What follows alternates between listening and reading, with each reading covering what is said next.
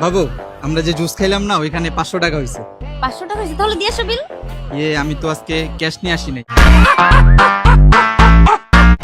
Cash আননি? আচ্ছা কোনো সমস্যা নেই, আমার কাছে 500 টাকা আছে, আমি তোমাকে 500 টাকা দিচ্ছি। দাঁড়াও, এই নাও 500 টাকা। ধরো আমি বিল দিয়ে আসি। ঠিক আছে, এই পকেটেই তো রাখছিলাম, দেখি 5টার মধ্যে রাখছি কিনা। কি হয়েছে, কি খুঁজতেছো? ওই যে আমি 500 টাকা নিয়ে আসছিলাম না বাসা থেকে বের হওয়ার সময়, আমার জমানো টাকা থেকে। তোমাকে না দেখাইলাম সকালবেলা যে আমি আমার জমানো টাকা থেকে 500 টাকা নিয়ে যাচ্ছি, কিন্তু ওই টাকা না একটু আগে তুমি আমারে দিলা। ও তোমাকে দিছিলাম, দেখছো খুঁজেই পাচ্ছিলাম না, আমি পুরো ব্যাগ খুঁজে ফেলছি কিন্তু কোথাও নাই টাকাটা। আমি ভাবছিলাম হারায় গেছে, জমানো টাকা তো হারায় গেলে একটু কষ্ট লাগতো না। বাবু দেখো না ওই যে ফুচকা, চলো না আমরা ফুচকা খেয়ে আসি। ফুচকা খাবা? হ্যাঁ, ওই যে আমার জমানো 500 টাকা আছে না, ওইখান থেকে ফুচকা খেয়ে আসি চলো।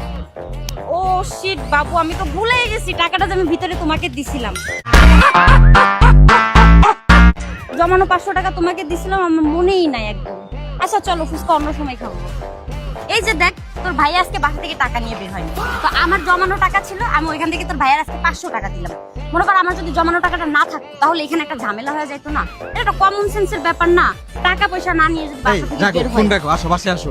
আমার কাছে 500 টাকা জমানো ছিল বিধাই তো আমি দিতে পারছি, তাই না? এই জন্যই তো কিন্তু ঝামেলাটা হয়নি। কই রাখলাম টাকাটা আমি?